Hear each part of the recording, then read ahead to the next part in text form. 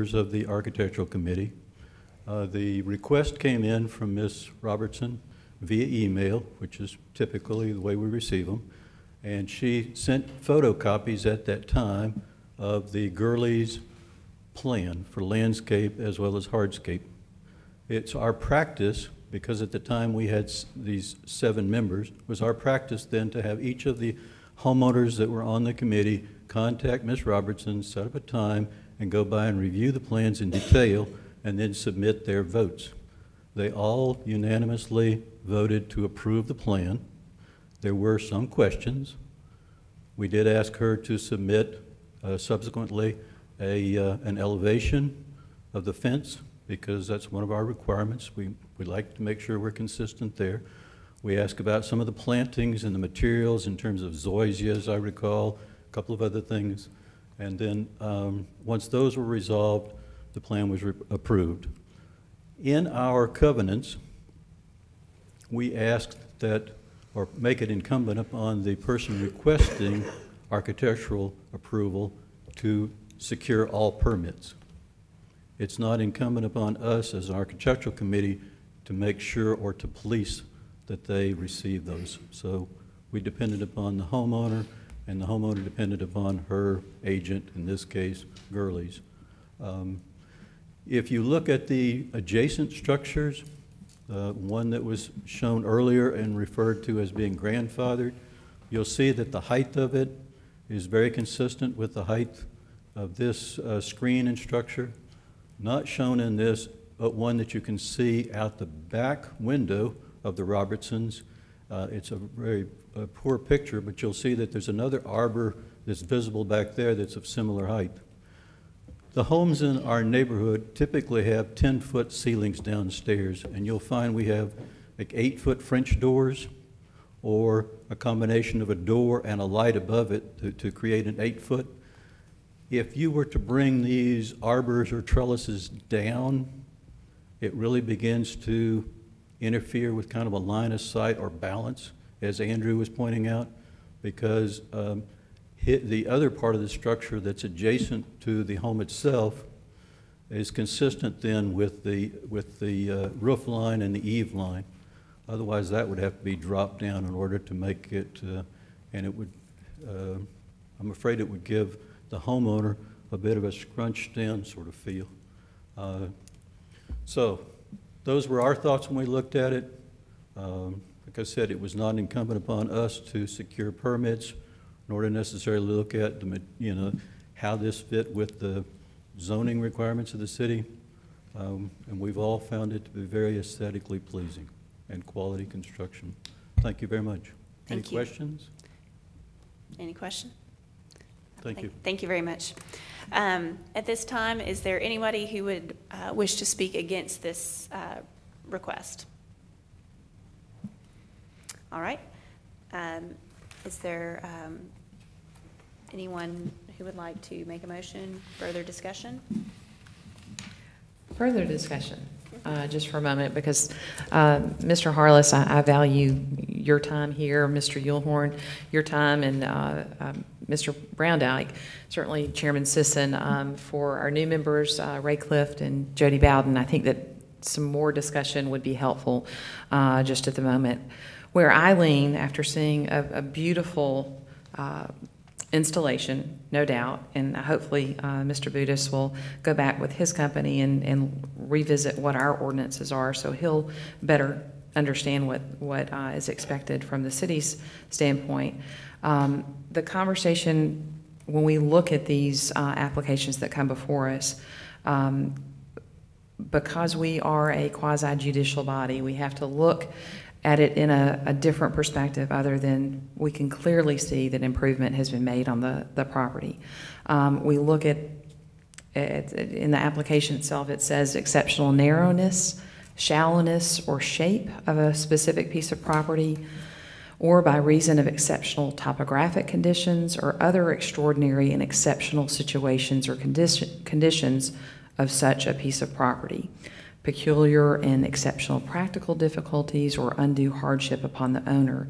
And while to put this, because we really, the issue is the height, It's not the structure itself, even though it is not the technical definition from the city standpoint of a trellis. I do lean towards an exceptional situation or condition of such a piece of property, simply because even knowing that all of the homes in the Vinings are similarly shaped, you've got a footprint of a home that takes up almost half of the square footage of the lot itself. I consider that an exceptionally narrow, even though we all knew that that's what it was. So I'm looking to you, Mr. Harless, and you, Mr. Yulhorn, to weigh in, if you would like. You want to go first, or you want me to? Go ahead. I'm listening. I don't know how many lots there are in the Vinings, but they're all basically the same size. And if we Sorry, I just want to make a note. I think it's is it the Vinings or the Vineyards? Vineyards. The Vineyards, so- because I I think the apologize. Vinings Thank is you. another one. I apologize. We were here last night talking about the Vinings, and I so just want to make it sure is the that Vineyards. you guys know I- that we do know where we're looking at. So go ahead. The Vineyards, okay. Thank you. And while I applaud the design of this project, it's absolutely beautiful, okay? Our ordinances say that a trellis has to be 8 feet high. If we allow a variance for the unusual shape of this lot, and there's 60 of them, then theoretically we should allow variances on every lot. And I believe just 2 months ago we turned down a variance 2 doors down from the Robinsons to extend a fence to keep people from looking into the neighbor's window. So I could see how that could just mushroom right on through. While I think the project is beautiful, I think had Gurley's come before us with a request for a permit, we could have saved everybody a lot of time. And I think Gurley, with their expertise, would have found a way to design this in such a way that it would have met our code and been just as nice. So I'm going to vote no for those reasons. But again, I think the project is beautiful.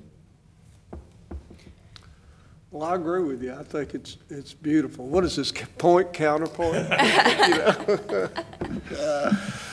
But I'm the criteria for me so many times comes down to whether an applicant knowingly, willingly, and with complete disregard did something. I don't see any of that here. I think it's to scale with what these houses are. And if I'm not, I built in the Vineyards, and I think most of the ceilings, if not all of them, are 10 feet. So that means you're going to have 8-foot doors and a transom in many cases. So you'd have a compression factor looking out, and you'd lose some of the impact of it. But like I say, so much of it is whether somebody's willfully done something, and I can't detect any of that in this situation. And that's why I think they call this the Board of Zoning Appeals and not the Board of No Zoning Appeals. I think it has a great deal of merit, what it is. And Mike, you know, you're right. The situation a couple of doors down was purely a fence that was too high. And so we said, take it down, and I assume they have. But we also told them that they could do an arbor, you know, just either attached to the fence or off of it, and be A up to trellis, whatever I'm sorry. height A is trellis. limited. Huh? A trellis. What did I say? An arbor. Oh, I'm sorry, yeah, trellis. Just So trying to- anyway, in my view, I think that the neighbors have approved of it, they like it, and I had no idea, it'd been there a couple of years. Thought this was a new discovery. So based on that, I'm in support of it. Not that you asked, but I'd like to add my 2 cents in. I think that I think if we threw away the books, and if you just asked us as a group of citizens, if this structure is beautiful and should stay, then we would say, sure, looks great. In fact, you know, I'd love to have that in my backyard. Unfortunately, They can arrange that. as, yes, I know. You gonna? Yeah. And I do want to note that too. I agree with Frank in the sense that even though we keep reviewing this, did you know to pull a permit? Did you do it? I don't think that anybody thinks that it was intentional. It was an oversight. It happens. And that's, you know, you'll know next time. So, however, as the Board of Zoning Appeals, that is not our task in front of us, is to decide if we like a structure or if we think that it's nice. Our task is to uphold the ordinances of the city of Germantown, which we as citizens have agreed to be under as moving into Germantown, and also to grant variances that are allowed under the ordinance. There is certain exceptional circumstances, exceptional topography, exceptional situations that allow us as a committee to come forth and make an exception for a situation. Unfortunately, or I don't know, whether you like it or not, the ordinance does not take into account your intent. So even though you didn't mean to, or maybe if you did mean to, that's not something that we can consider as a board on whether or not to grant the variance. We have to consider if this lot has exceptional nearness, shape, shallowness, exceptional topography, exceptional situation, and given the neighborhood that it is in and the similarities of that lot with the neighboring lots, and now I'm getting into just me personally, I do not find that to be the case. Again, I think if I didn't have to go by the ordinance, I would say it's beautiful and keep it, and it's great. But I don't see where the ordinance gives me that ability to do that, to grant that. So, so I will be unfortunately voting no. I hate to have to do that, but I just don't feel like I have the authority under the ordinance to allow it to move forward.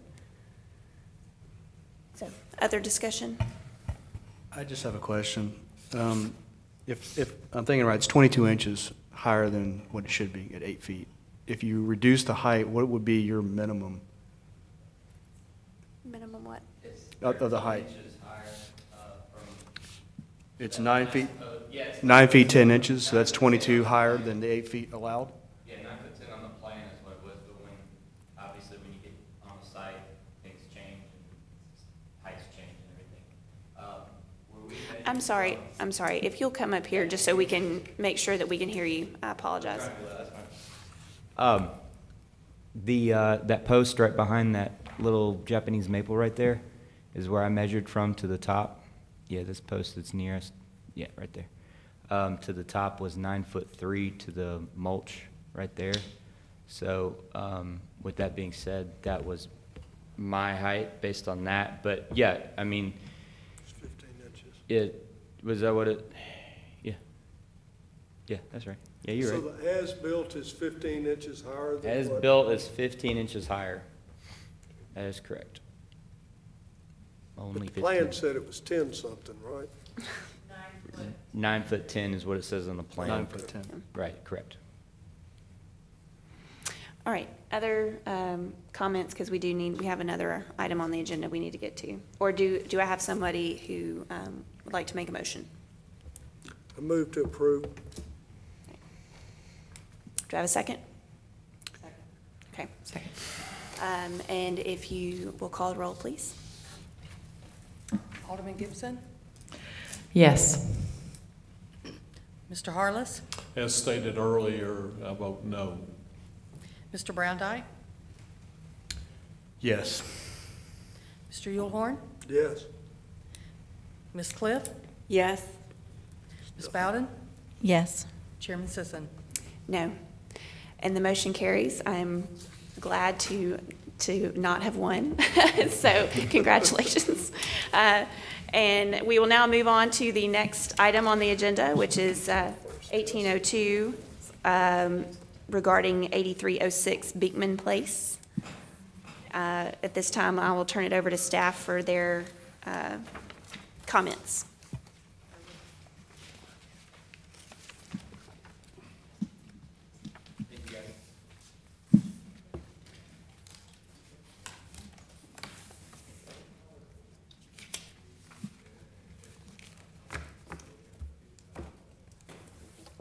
Okay, thank you, Chairman. The last item on our agenda for consideration tonight is at 8306 Beekman Place. It's a request for a variance for an accessory structure, specifically a children's playhouse that is 11 and a half feet high and located in the required rear and side yard setbacks in the R low-density residential district.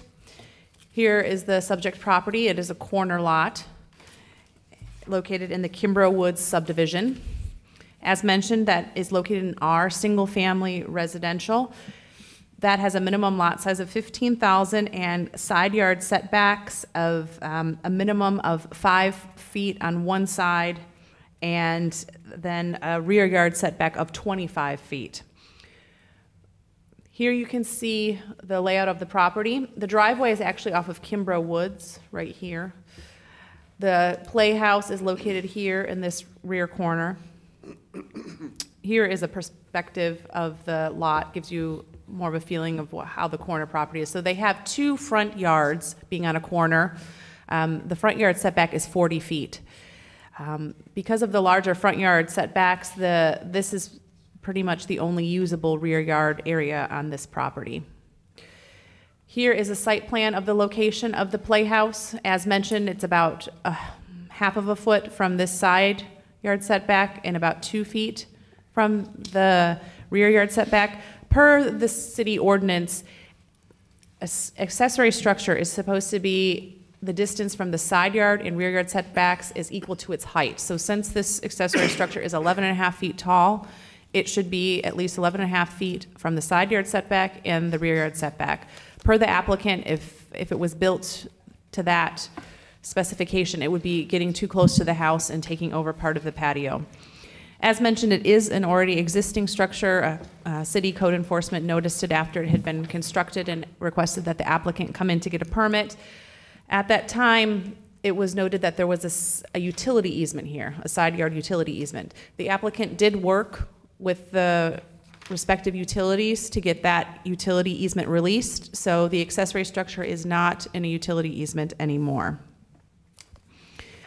Here is an aerial view of the playhouse. This is the fence on the side. This is the fence on the rear. Here is the driveway. And as you can see, this is pretty much the usable rear yard of the applicant's house.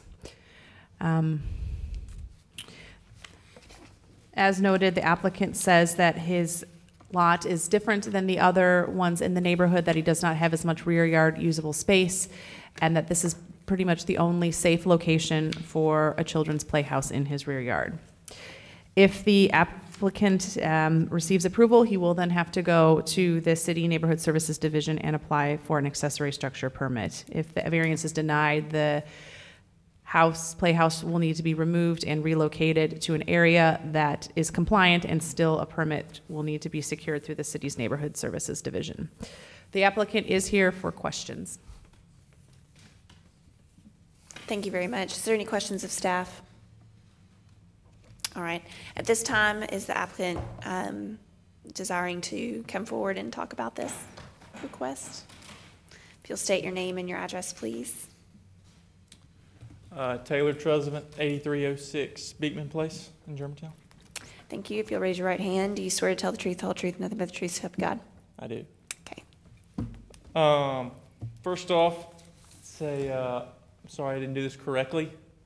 Kind of wasting y'all's time tonight, but we moved into this neighborhood because it was a kid-friendly neighborhood, a family-oriented neighborhood, and within the first year there, noticed clubhouses in everybody's house that we visited. lots of them up against the fence. And I learned tonight that those were probably pre-2010.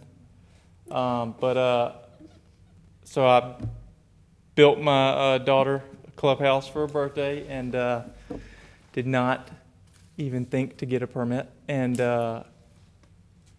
as you can see from the aerial, there's a lot of concrete in our backyard. It's a narrow area where we could do it, and that was kind of the only area where I could do it where if anybody fell, they would fall on the grass.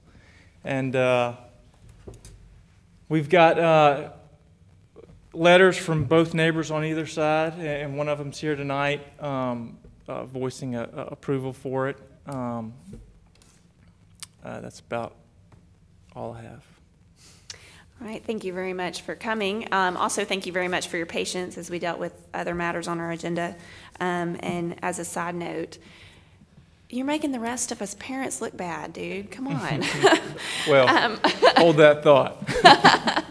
I have a question before I ask for other questions. What is the topography of the lot? Is it mostly flat or is it sloped or? It's mostly flat. That concrete goes all the way underneath that tree. It's covering most of it, and it has a brick wall around it. Okay. That I was trying to stay away from. Okay. Excuse me, is this the brick wall? Yes, ma'am. Okay. All right. Is there any other questions of the applicant? Mr. Trezor, I'm sorry, our attorney has a question. Mr. Trezor, how old are your children? The daughter's 6, 4, and about to be 2. Sometimes upon their obtaining adulthood, they might no longer be interested in a playhouse. Do you have any purpose in asking for a permanent structure there? At some point in time, might this be taken down or? Yes. All right. Mr. Trezor, I was looking at a picture of the house. It looks very well constructed. Is it a permanent living conditions in there? It is not. It looks very nice. Yeah. You have 2 front yards, which to me makes this a very unusual lot. With if we had if you were in a standard lot with a single front yard, then I don't think we would be having this. We wouldn't be having this problem. But the fact that you have 2 front yards, which prevents you from building in one of those lots, makes this an unusual circumstance that, in my mind, meets the requirements of the Board of Zoning Appeals. So, just so you know how I'm going to be voting. I would just simply concur, just for the neighborhood, knowing that corner very well, actually. I know your neighbor across the street, as was pointed out by our Economic Community Development Director earlier. Anyway, the uniqueness and of the 2 side and front yard setbacks makes this a perfect candidate for a variance. Is there any other comments or questions of the applicant? All right. Thank you very much. Thank you. Is there, I have to ask, is there anyone else that wishes to speak in favor of the variance?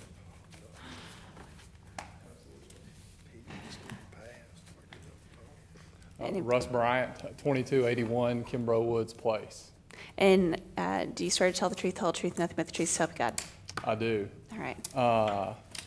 So, as you can probably tell by my address, we live right to the back. So the back fence right there, that's our house. Right there.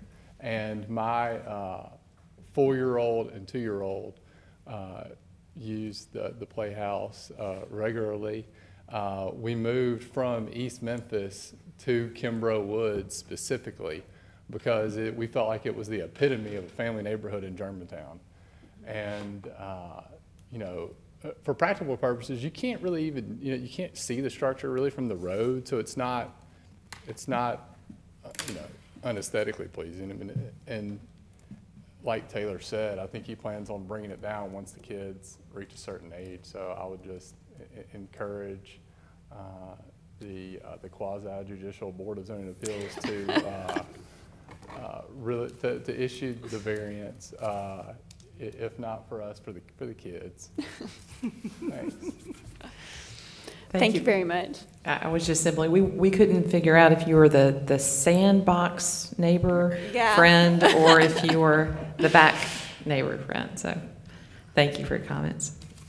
All right, at this time, do I have a motion? Move to approve. Do I have a second? Second. All right, if you will call the roll, please.